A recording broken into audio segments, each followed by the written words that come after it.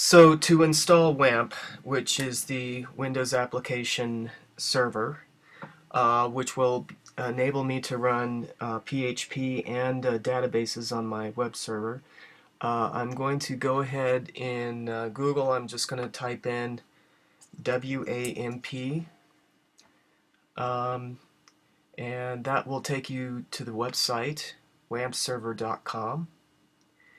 Now installing is fairly simple. You go down to here, you want to choose the correct version if you're running 64 bits. Generally speaking, if you're Windows 7, 8, you're in 64, but I've got an install of 32 bits on my system, so I'm going to choose this version here, WAMP server 32 bits, and PHP. When I click that, I'm going to get this little dialog up here, and I'm just going to click this little yellow link right there to download it directly. And let's see if that actually will do that.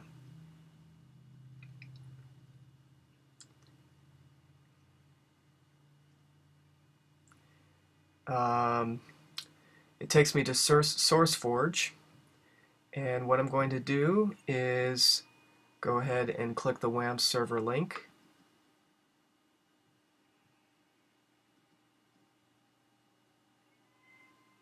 Actually, it's this link right up here. Sometimes if it doesn't start right away, you have to kind of force it along here.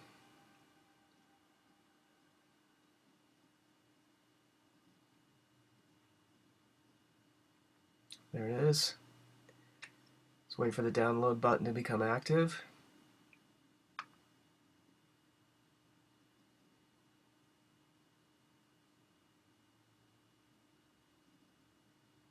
There we go. Save file. I'm going to go ahead and pause this until this is downloaded. Okay, so it's fully downloaded, so I'm going to go ahead and select it from the downloads list and click on that.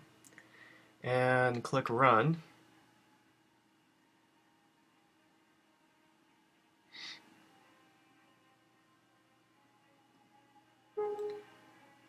Go ahead and say yes, go through the whole process. You're going to see something that looks like that. Setup Wizard. Just click Next. I accept. And the directory that I'm going to install this in is in CWAMP, which is fine. I'm just going to keep that. Click Next. I am going to do a quick launch icon, like that. Makes it a little bit easier. Click Next, and then click Install. So it's basically just simple installation like any other software that you would download. While this process is going, I'm going to pause again. This dialog pops up. Firefox has been detected on your computer. Would you like to use as a default browser? I'm just going to go ahead and say yes. You know, you could have Chrome, so forth. And waiting for the final bits here.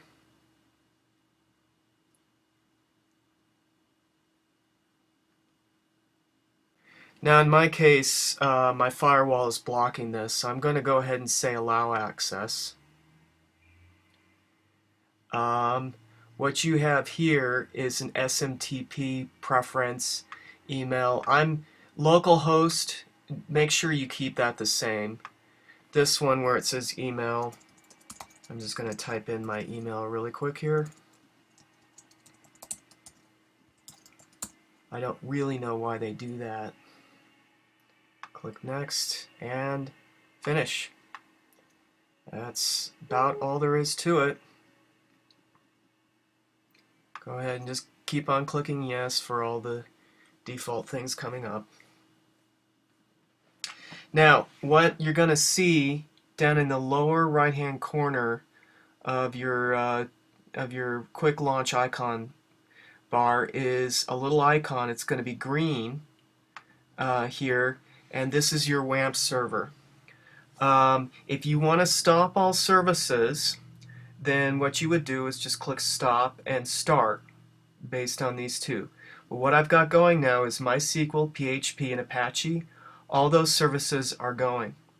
Now, at this point, you're probably wondering what the heck is this all for? So what I'm going to do is I'm going to go over to Dreamweaver now. Now, in Dreamweaver, what I'm going to do is I'm going to create a new site. So site, new site. I'm just going to call this PHP. I'll call it PHP test. So we'll know this is a testing server. Then when I go for where I'm going to locate the file, what I'm going to do is I'm going to search for the existing place in my C drive, which, if you remember, I installed a folder called Wamp when I downloaded it and installed it. And when you go inside that folder, you're going to see a www folder. I'm going to click inside that, and that's going to be my my location. It has to be in the www folder for this to work. And I'm going to select that, and then I'm going to save. So now what I'm going to do is I'm going to create, just to test this, I'm going to put some PHP coding in here. So I'm going to create a new PHP file. I'm going to save this document. File. Where is it? Save as.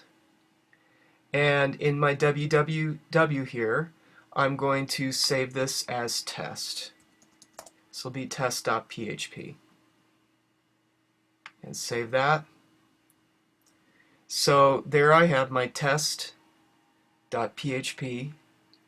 And what I'm going to do at this point is I'm going to use the simplest PHP code in existence. It's called PHP info. It's this little bit of code right here. Basically, I'm just going to copy this. Yes, even this small little bit of code I can't remember off the top of my head. I'm going to go ahead in my HTML document here, and I'm going to paste the PHP info. And all it is, your basic PHP text starts with the question mark PHP, and then ends with the question mark and then the close bracket sign. And then the method PHP info brackets semicolon. Now what this is it tells you what version of PHP you're running, which since I just downloaded is going to be the most recent version. Now how this works is simple. PHP doesn't run unless you have a PHP server. Now I've installed the PHP server on my local drive, so this will make it work. However, what I have to do is I have to create a testing site for this. So when I, in my server here, what I'm going to do is I'm going to create a new testing site. Oops. Cancel that. I think it's under advanced settings here. Each version is different here, and I can barely see this. Let's see. So actually the easiest way to do this is go to local view, where it says local view on your file panel, and then testing server, and then you're going to define a testing server. Click that link there, and we're going to go ahead and click new, and where it says connect using SMTP, you're going to do local network there, and we're going to click the folder. The folder is going to be the same location. So basically my testing location is actually where the folder is located, and I'm going to save that. The URL for the testing server is going to be HTTP localhost, and then we are going to go ahead and save that, and so forth. So in my testing server, when I see that, I'm going to see all files that are also in my local folder because it's the same folder. Now, when I go ahead and preview in browser, we'll just do this in Firefox and save that. What you're going to see is this amazing amount of information just based on that one tiny little line of code. That's the PHP info. But the cool thing about this is that this is PHP. This is PHP that's actually making this happen. It's working. So I'm now, and as you can see, it's linking to localhost and localhost test.php. That's how that works. Just to show you how this actually works, I'm going to go back to Dreamweaver here. I'm going to go over to my my quick launch panel, and I'm going to go over to my Wamp server and click that, and I'm going to stop all services. This turns the Wamp server off. See, it's now, the icon is now red. When it's red, it's off.